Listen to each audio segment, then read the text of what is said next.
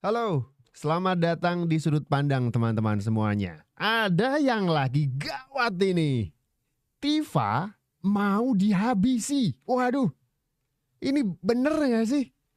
Warga mana yang emosi sama ibu-ibu peneliti abal-abal ini? Sabar, para warga, para masyarakat, saya paham kalian marah benar sama bacotannya Tifa yang ngangengong nyinyirin fitnah Pak Jokowi. Tapi sabar, sabar ya. Ini siapa sih yang lagi ngincer Tifa buat dihabisin? Sabar warga. Tapi sebentar deh. Ada yang mencurigakan kalau menurut saya. Kok bisa ya? Pas banget waktunya. Kasusnya OTW pengadilan mau disidangkan, Tifanya ngaku diancam. Ada yang mencurigakan nggak? Kan harusnya kalau memang terancam dia udah keluar-keluar dari dulu. Lapor polisi lah, minta pengamanan lah ya kan. Tapi kenapa baru sekarang ketika dia mau disidangkan? Eh, udah mentok, ngapain harus dihabisi? Mending hukum aja yang menghabisi mereka, masukkan penjara, udah selesai. Tifa panik ya, mau ngeles, begitu. Nggak bisa. Mengharap kita lengah dan percaya sama dongeng-dongeng anehmu. Aduh, ngarep bebas. Ngimpi. Tifausia Tiasum alias Dr. Tifa mengaku diperingatkan oleh sejumlah tokoh besar, bahkan ia diperingatkan oleh polisi, tentara, mantan jenderal, mantan menteri soal ancaman pembunuhan. Dr. Tifa diminta agar lebih waspada dalam aktivitasnya sehari-hari. Hal itu disampaikan Dr. Tifa melalui cuitannya di akun X pada Sabtu 17 Januari. Ia mengaku mendapat ancaman serius terkait keselamatan dirinya dalam 2 bulan terakhir ini. Oleh sebab itu, Dr. Tifa mengaku diingatkan oleh tokoh-tokoh dan orang-orang besar. Peringatan itu agar Dr. Tifa berhati-hati saat makan dan minum. Bahkan Dr. Tifa diminta untuk membawa makan dan minuman sendiri jika bepergian. Kemudian Dr. Tifa juga diperingatkan agar tidak pergi sendirian. Tak hanya itu, tersangka kasus ijazah Jokowi ini juga diminta waspada jika ada kendaraan yang membuntutinya. Lantas Dr. Tifa bertanya-tanya siapa sosok yang berniat mencelakai atau membunuhnya. Ia pun heran apakah ada orang yang merasa tak cukup memenjarakan dirinya hingga harus mencelakai. Tapi saya mau komentarin dulu apa yang didongengkan Tifa ini. Kenapa merasa terancam, katanya ada ancaman pembunuhan mendekati masa sidang. Hati-hati kalau makan minum, bawa makan minum sendiri walaupun di restoran atau di rumah orang sekalipun. Kemudian dia juga diperingatkan kemana-mana nggak boleh lagi sendirian, harus ada kawalan ketat. Oke. Kemudian perhatikan jalan. Jika ada mobil atau motor yang membuntuti atau mepet, waspada. Bu Tifa, itu bukan peringatan kepada Anda bahwa ada orang yang mau mencelakai Anda, bukan. Ini orang-orang terdekat Anda, mungkin keluarga gitu ya. Ngingetin Anda, Bu, kasusnya kan sudah mepet nih. Penjara nih, penjara. Kita tahu ibu banyak pikiran, pasti stres. Orang stres, orang banyak pikiran biasanya kan gak waras ya. Mikirnya gak jernih. Bisa mengakhiri hidup ya kan. Mereka khawatir. Makanya kalau makan minum yang awas. Ya kan? Nanti kesedak ya kan. Sambil mikir bengong makan kesedak. Jadi masalah. Bisa meninggal loh kesedak. Diingetin gitu. Terus diingetin juga bahwa makan minum sendiri walaupun di restoran. Maksudnya selama ini kan gerudak-geruduk nih. Pasti biaya dong, keluarin duit buat ngopi, beli makanan, kan keluar banyak nih. Berhemat, Bu. Kecuali dapat banyak dari situ. Kemudian kemana-mana nggak boleh sendirian. Ya takut diculik aja. Keluarga takut, khawatir. Kemudian perhatikan jalan jika ada mobil atau motor. Semua orang mau dia terancam atau enggak, kalau di jalan ya harus waspada. Kalau ada mobil motor jangan ditabrak. Gimana sih ibu-ibu ini?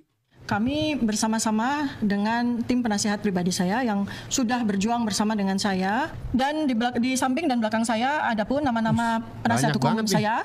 Yang pertama adalah Bapak Dr. Andes Abdullah Al-Katri SH MBA. Kemudian belakang saya adalah marilah kemari. Percuma nyiapin berapa nih? 19 pengacara. Wow. Terus kalau 19 pengacara bakal bebas. Marilah kemari. Marilah kemari masuk penjara, hei.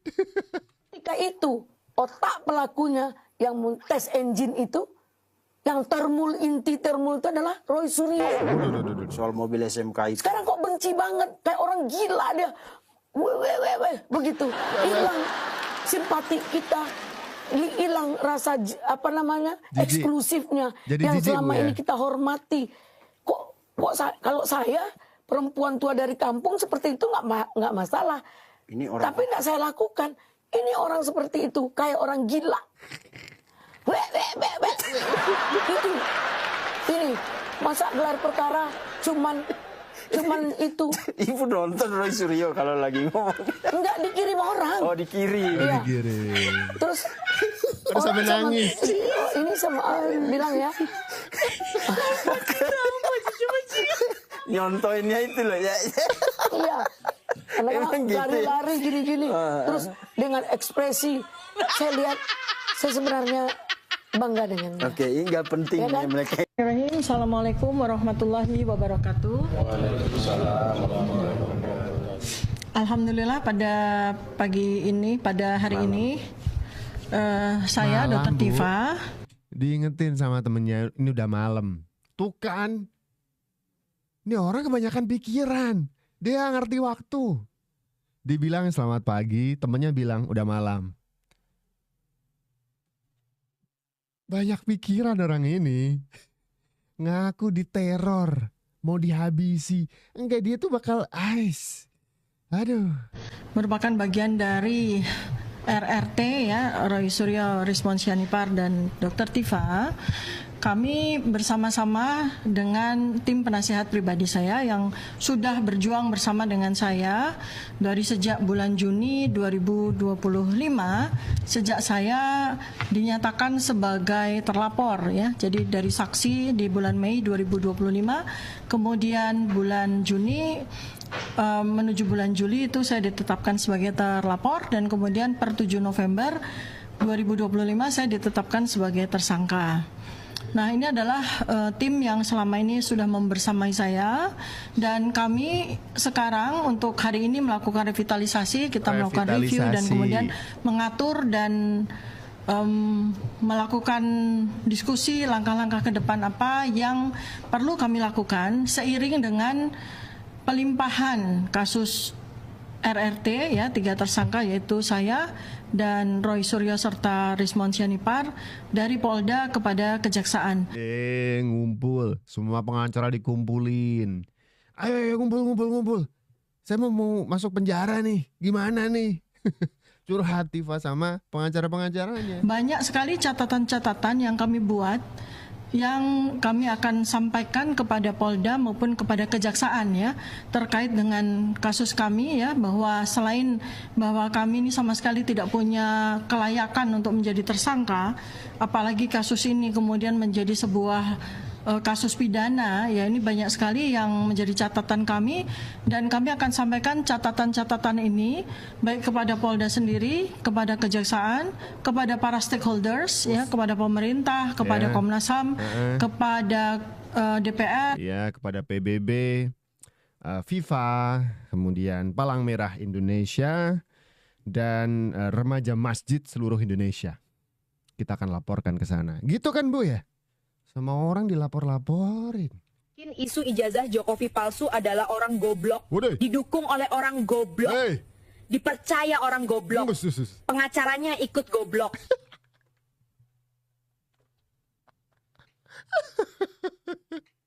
Digoblok-goblokin semua sama netizen.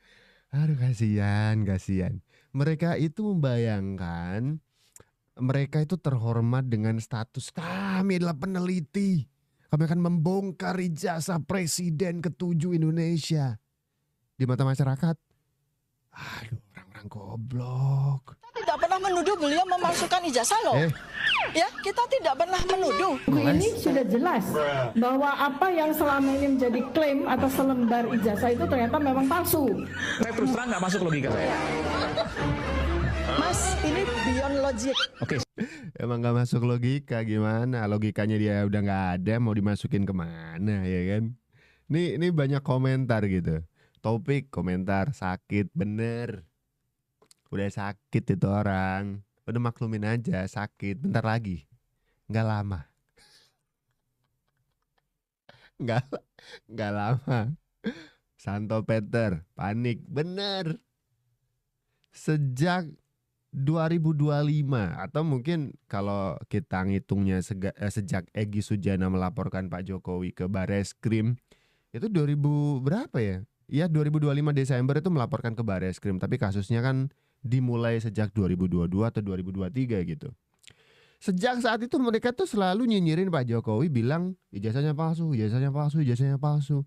Sekarang ketika Tifa mau masuk ke pengadilan dengan ancaman penjara belasan sampai puluhan tahun, dia tiba-tiba ngomong di depan kamera. Saya nggak nuduh ijazah Pak Jokowi dibikin Pak Jokowi palsu kok. Saya nggak nuduh Pak Jokowi bikin palsu ijazahnya kok. Bu, baru bangun tidur Bu ya? Nyawanya belum ngumpul ya? Atau gimana? Amnesia. Udah mulai tua, stres ya kan, beban pikiran banyak, hilang ingatan. Aneh orang ini. Randy, jejak digitalnya ada itu. Enggak usah ngeles Bu. Jejak digitalnya ada, ya kan? Udah stres ini. Udah stres ini orang. Saya merekam video otentik ya. Beliau mengatakan bahwa beliau sudah bertemu dengan pelaku pembakaran Pasar Pramuka. Ini. Dan beliau sudah bertemu dengan tukang yang membuat ijazah tersebut yang di Pasar Pramuka. Tukangnya ya.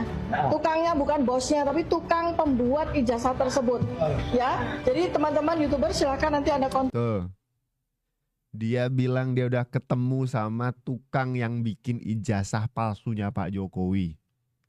Kok sekarang mau mencela-menceli? Saya nggak nuduh Pak Jokowi bikin ijazah palsu kok. Jejak digital bertebaran, berserakan. Ibu tuh nggak usah ngeles, kelihatan bener kata netizen tadi, goblok. Jadi makin aneh aja Bu, nggak usah ngeles ya kan? Dokter Tifa mau ke sana, saya temenin deh. Nggak mau ke sana Pak Jokowinya deh. Mas Ade sampai Pak Jokowi. Ya ini kan bisa sampai langsung ke Pak Jokowi ya. Pak S2-nya tuh imunologi loh. Jadi kalau Bapak dengan kondisi kesehatan beliau itu saya sangat khawatir. Kalau memang Pak Jokowi udah ingin treatment, jangan senang hati. Tapi kalau mau ke Solo? Ke Solo kan? Kalau mau ke Solo mau nggak? Bukan, kalau beliau ingin saya treatment beliau, dokter kan tidak boleh menolak pasien.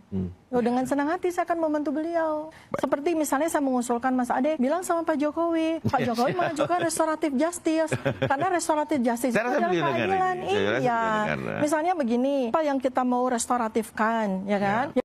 Udah kebolak-balik pikirannya. Pak Jokowi yang disuruh restoratif justice, artinya Pak Jokowi yang disuruh untuk minta maaf.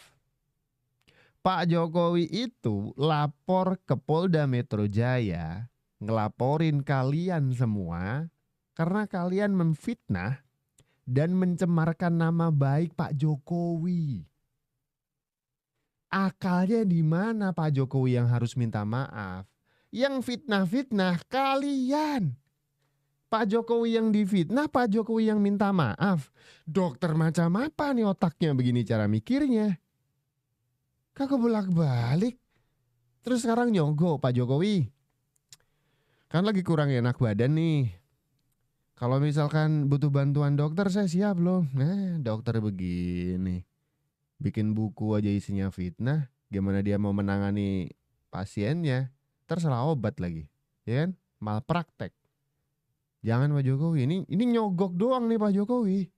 Dia pengen dibebaskan. Kayak tadi dia bilang, saya tidak menuduh Pak Jokowi bikin ijazah palsu kok. Itu udah mulai minta maaf, nangis-nangis takut di penjara, ngumpulin 19 lawyer atau pengacara. Ngapa? Udah panik nih Pak Jokowi. Udah panik dia.